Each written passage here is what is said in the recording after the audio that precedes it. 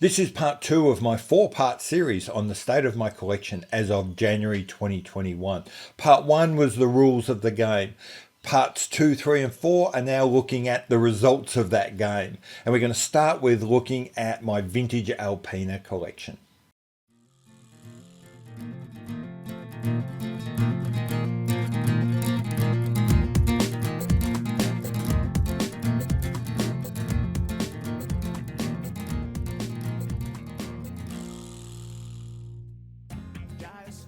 Hi, welcome back to Not So Obvious Watches. I'm Pete McConville, and as promised, I'm keeping this promise. Here is part two of the state of my collection as of January 2021. This is looking specifically at my vintage Alpina sub-collection, you could think of it. Now, before I go on, let's talk about why Alpina. The second watch I bought as a grown-up interested in watches in a new way was an Alpina Star Timer Pilot. That was very much the watch that turned me from a guy who'd just bought a nice watch for his 50th into someone who was now in this hobby, who had multiple watches, who was interested in things outside of that one watch he'd bought as a milestone. Why that Alpina? Literally, I was walking down the street, I saw it out of the corner of my eye, and it was so attractive, it literally stopped me in my tracks. I turned to look at it. I was getting ready for a deployment. I had money in my pocket, and I was so close. Didn't quite pull the trigger that day, went home, did some research, found out about the Alpina brand, about the Alpina story, discovered that yes, there was a story that I found interesting, that I was keen to sort of see more of. And two, I found that they were a real company with real backing and not about to go broke tomorrow. So with all of that in mind, I went back to the shop the next day, bought an Alpina Star Timer Pilot Automatic, and have loved it ever since. That initial research sort of got me really quite early, true, in my watch collecting journey, but it also revealed that Alpina was a company with real depth, that had real history, that had a long tail of really interesting, exciting, and occasionally quite innovative and important watches. And then after I got a little bit more comfortable, even after I bought more watches and had sort of started to move on, and I discovered that these older Alpinas were available at bargain basement prices. They were really attractive watches, and as I said, available quite cheaply. So I found myself thinking, I'll give it a try, I'll pick one up, I'll see what it's like. And it's a little bit like eating potato chips. I just kept going, and then the more interested I got in the watches, the more interested I got in the brand. And then I sort of got this idea of saying, wouldn't it be nice if I could have a watch from kind of representing the various stages of Alpina's kind of existence. And that brings us to now, where I've been slowly building that narrative again in my own watch box. So that's kind of the history and how I got to this kind of collection. With nothing else to say now, let's spin the camera around and look at the actual watches. Okay, so let's get started here. We'll look at my first piece, a 1930s military or trench style piece. Very common case shape. I've got a Mito with exactly the same case. I've seen Longines watches with pretty much the same case. I've even seen a Rolex with pretty much the same case. So this was obviously a design that went well during the early 20s and 30s. Comes with a Venus 75 movement, which I have found to be stunningly reliable, actually. And according to my local watchmaker, when it eventually does need a service, it should be pretty easy to do. So that's my first piece. Moving right along to a piece I never expected to get, but found myself owning, a Alpina pocket watch. Now this is, I found this quite literally rummaging through a bin at a market. And then I, much to the concern of the owner of the site, of the market stall, popped open the back and saw, yes, it is indeed hallmarked with an Alpina hallmark. Go even one step further and crack it open. And I found an incredibly clean and working Alpina 273 movement inside. So it does appear as though It's a legitimate watch with a legitimate movement that is in fact operating, that I was able to pick up for, I think, $25 at a marketplace. Curiously, when I first bought it, I actually thought this was going to be a much older watch, perhaps predating the previous military watch I just showed you. But as it turns out, it's actually not. It's judging by when the movement was around, it's probably a watch from around about the 1930s. I've got some more research to do on this and find out more about it. Okay, so moving from that back to wristwatches, we have a 1940s particularly dress-styled square watch. Now this is, it looks like almost a paper dial. It's not, it's a normal metal dial, but it looks like paper. Inside there is an Alpina 586 movement. So this is a purely in-house Alpina movement. And again, my watchmaker has had a look at it and says that it should be pretty easy to repair if anything ever goes wrong with it. But again, it's so far super robust, super reliable. I couldn't tell you how long the power reserve is, but certainly whenever I use it, it lasts out the day and stays within a minute or two of when I started. So given that this is a watch coming up on 70 years old with a completely unknown service history, I'm perfectly happy with that. Staying with the 40s, staying with the dress sort of look, staying with the sort of more rectilinear look is my Alpina rectangular small seconds is kind of how I describe it. No idea what the movement is on this. Haven't popped it open and even had a look as yet. This was a very recent purchase. I picked this up sort of late last year.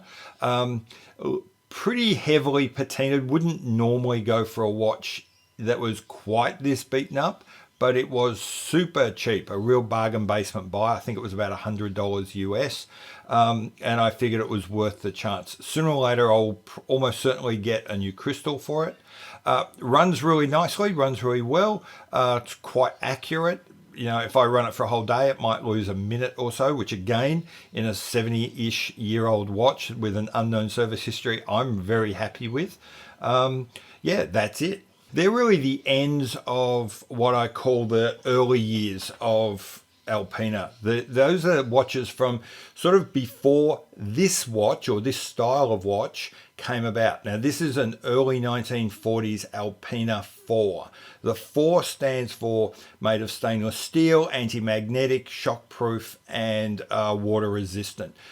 How much of any of those, I don't know, but at least that's what they claim. Curiously, that makes this watch, which the progenitor of this watch that came out in the 1930s, with this kind of shape, this kind of style, predates the Rolex Explorer, which claims to have invented all of those things by around about 4 or 5 years. So this is where I was talking before about the fact that Alpina is to some extent was something of an innovator back in the day. Certainly isn't anymore, but I love these little field/robust kind of everyday watches. The Alpina 4 was kind of the mainstay of Alpina during what I call their glory years, where they really did become very successful and came out with this variety of watches based on that principle. So after this one, with its little spotty Arabics and small seconds, I picked up a similar style watch with the same sorts of ideas, but this is actually now from the early 50s. So we've moved to slightly larger, it's about 1 millimeter larger, slightly less ornate, less curvy kind of case, as you can see. We've gone up now to applied indices, but we're still with small seconds. So it's kind of the next step along in Alpina modernizing that original Alpina 4 kind of style. The next step is moving, again, further modernizing this, sticking with, now we're getting into the late 50s, early 60s for this design, still with the Alpina in-house movement. Now we've moved to center seconds and a much more easily recognized mid-century modern kind of design. So this, very much I can imagine this kind of watch on Don Draper's wrist in Wall Street. Obviously, I think he wore Cartiers or Omegas, but this style of watch is very much what I could see them wearing. And it represents we're getting towards the end of the evolution of the Alpina 4 kind of style. It's also getting towards the end of their glory years. It isn't, however, the pinnacle of the brand. I personally think that the pinnacle of the brand came with this watch, the C-Strong 10.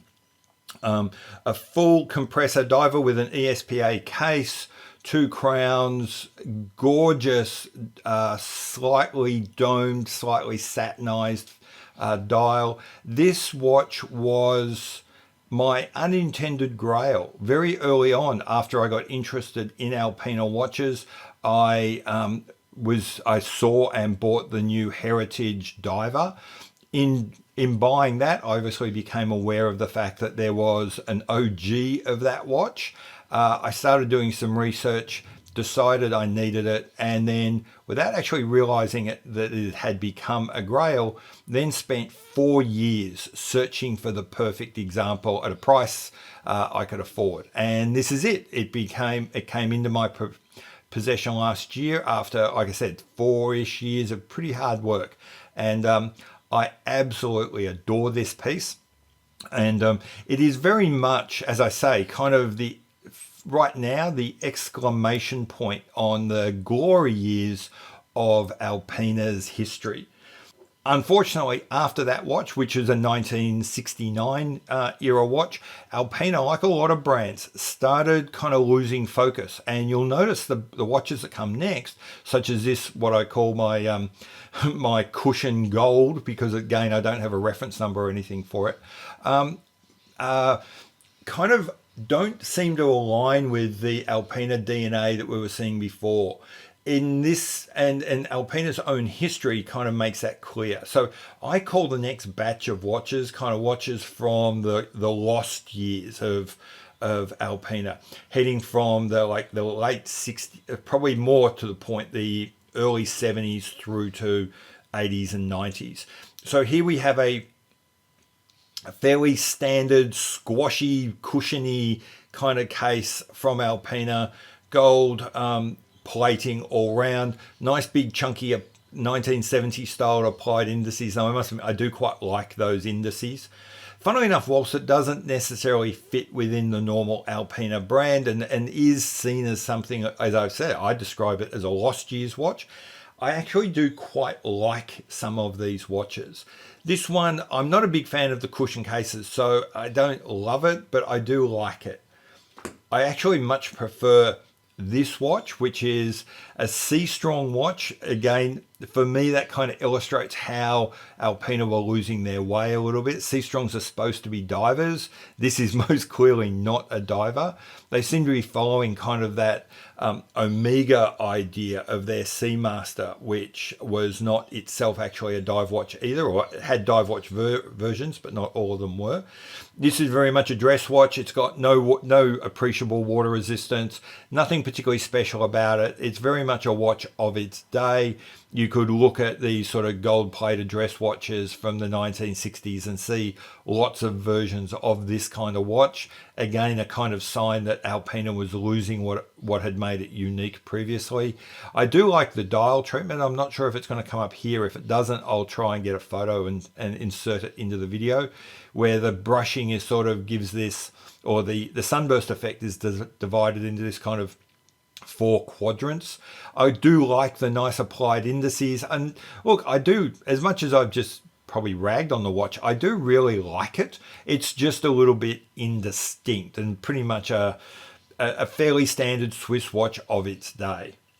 Unlike this watch, which is again very much, which is still in the C-Strong family. So again, we see Alpina sort of sticking with that idea of using C-Strong more as a kind of, I don't know, generic term rather than something unique to its divers.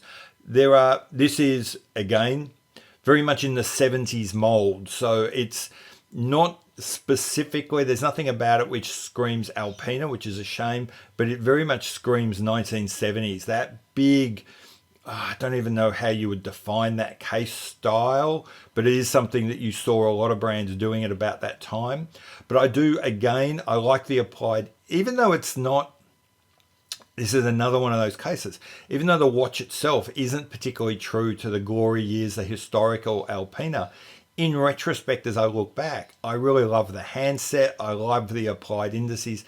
And again, I'm not sure if it's coming through, but this kind of linen effect on the dial and the slightly funky purpley color is really attractive. And I do find if I wear this watch out now, it is a watch which many people in general and watch people in particular kind of notice and get quite interested by, which is an interesting idea. 50 years after it probably was released and has subsequently gone out of fashion. Okay, getting towards the end here, and this is, we're returning to an actual C-Strong dive watch.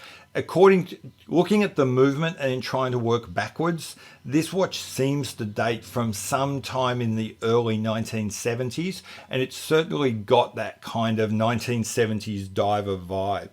Again, plexiglass, only a plexiglass crystal here, so you do get a lot of distortions, and this one is just a little bit faded, so it's probably something I'm going to have to replace at some point.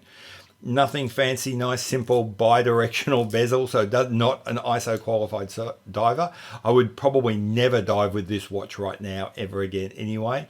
Do kind of like the funky Pepsi colors. No idea where those came from. Like, I have no idea who invented the reds and the blues, but when you think about how that dive bezel is used, it's probably a fairly common technique used pretty early and by lots of companies.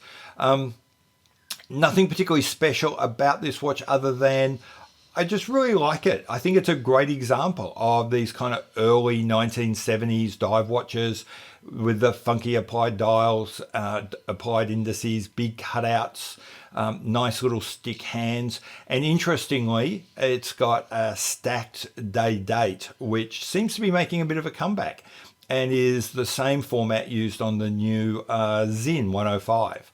So quirky little watch, which if you look at it, I think one of the most interesting things is how some of the styling cues of watches like this are coming back into vogue right now. Okay, so now we're getting towards the end. Second last watch, again, fairly generic. There's no point winding this. It's absolutely, you're not going to notice that it's running. No second hand, straightforward, minimalist dress watch. ETA 7001 movement inside, so best quality movement you can probably get for this kind of watch at that time, and perhaps even now. Beautifully thin, incredibly clean. If I can get a shot, I just realized it's upside down.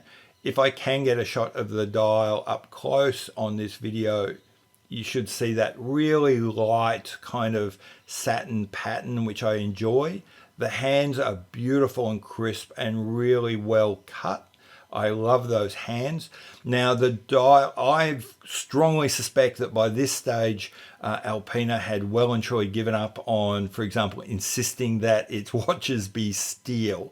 I strongly suspect that this is actually nickel plated brass, and if I was to poke away at some of the lifting I see here and there, I would find a cheap and cheerful brass case underneath.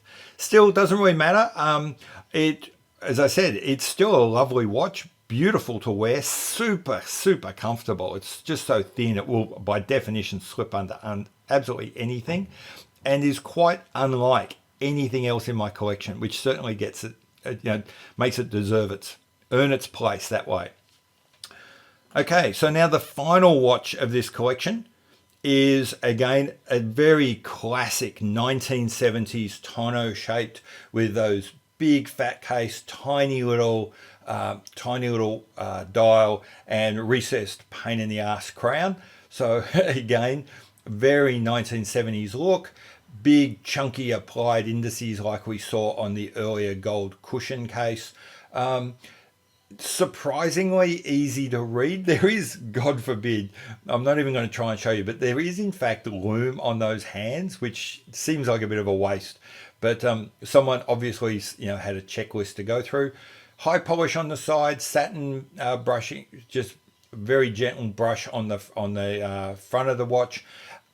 Tiny little bit of beveling on the case.